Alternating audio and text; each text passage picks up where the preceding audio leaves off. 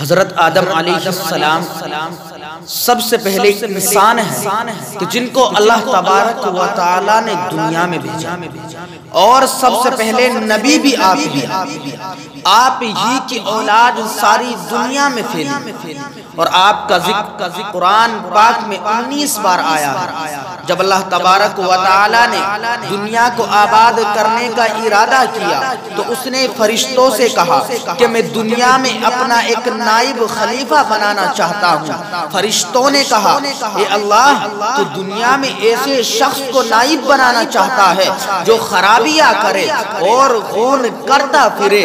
ہم تیری تعریف کرنے کے ساتھ تیری تسبیح اور پاکی بیان کرتے رہتے ہیں۔ اللہ تبارک و تعالی نے فرمایا میں وہ باتیں جانتا ہوں جو تم نہیں جانتے۔ اللہ تبارک و تعالی نے حضرت آدم علیہ السلام کو سب چیزوں کے نام سکھا دیے، پھر ان فرشتوں کے سامنے حضرت آدم علیہ السلام کو پیش کیا اور فرمایا اگر تم سچے ہو تو مجھے ان کے نام بتاؤ۔ تو انہوں نے کہا کہ اے اللہ آپ تو پاک ہیں اور آپ نے جتنا علم ہم کو بخشا ہے اس کے سوا ہم کو کچھ معلوم نہیں۔ پھر اللہ تبارک و تعالی نے فرشتوں کو حکم دیا کہ تم آدم علیہ السلام کو سجدہ کرو، تو وہ سب سجدے میں گر پڑے مگر شیطان نے سجدہ نہیں کیا۔ اللہ تبارک و تعالی نے حضرت آدم علیہ السلام سے کہا کہ تم اور تمہاری بیوی جنت میں رہو اور جہاں سے چاہو کھاؤ پیو، مگر ایک خاص درخت کے متعلق حضرت آدم علیہ السلام کو منع کر دیا کہ اس کے قریب بھی نہ جانا، ورنہ تم بھی ظالموں میں سے ہو جاؤ۔ اسی طرح اللہ تبارک و تعالی نے حضرت آدم علیہ السلام کا امتحان لیا کہ دیکھیں یہ ہمارا کہنا مانتا ہے، یہ بھول جاتے ہیں اور شیطان کے بہکاوے میں آ جاتے ہیں۔ شیطان جو پہلے ہی حضرت آدم علیہ السلام سے ناراض تھا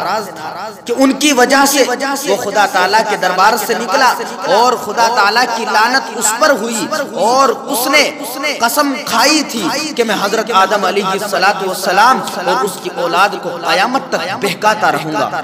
کہ اللہ تبارک و تعالیٰ کا کہنا نہ مانے اور خوب برائیاں پھیلائے۔ وہ حضرت آدم علیہ السلام اور ان کی بیوی حضرت حوا علیہ السلام کو برابر بہکاتا رہا کہ اس درخت کا پھل تم ضرور کھاؤ، اس کے کھانے سے تم فرشتے بن جاؤ گے، جنت سے کبھی نہیں نکلو گے۔ آخر ایک دن حضرت آدم علیہ السلام اور ان کی بیوی حضرت حوا علیہ السلام بھول سے شیطان کے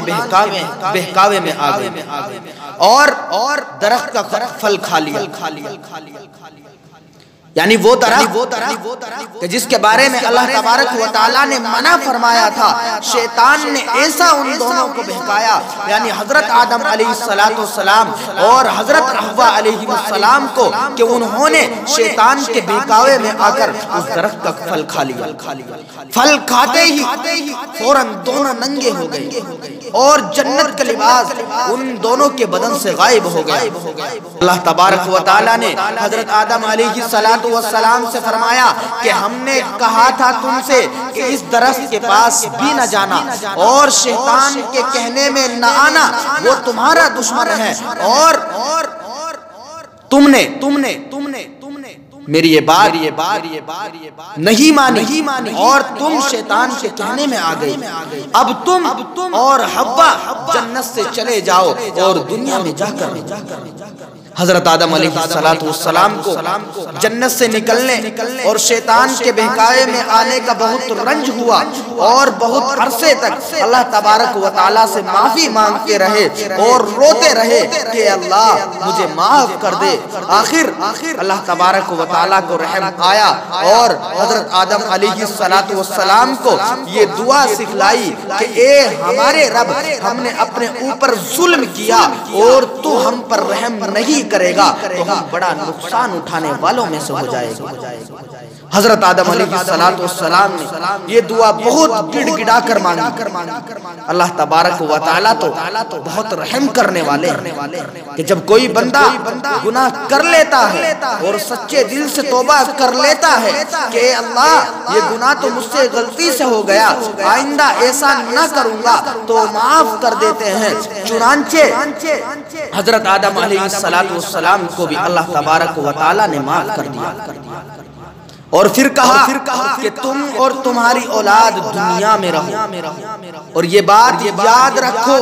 کہ جب میری طرف سے کوئی نبی میری ہدایت لے کر تمہارے پاس آئے تو تم اس کا کہنا ماننا، اور جو میرے بھیجے ہوئے نبیوں کا کہنا مانے گا اس کو پھر نہ کوئی خوف ہوگا اور نہ کوئی غم ہوگا،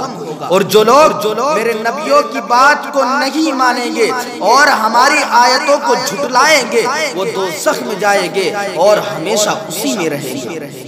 اس کے بعد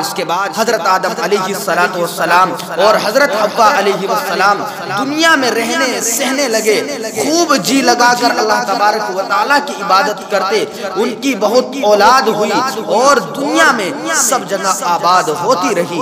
حضرت آدم علیہ السلام اپنی اولاد کو یہی بات بتاتے رہے کہ تم کبھی شیطان کے بہکائے میں نہ آنا، وہ ہمارا دشمن ہے اور ہم کو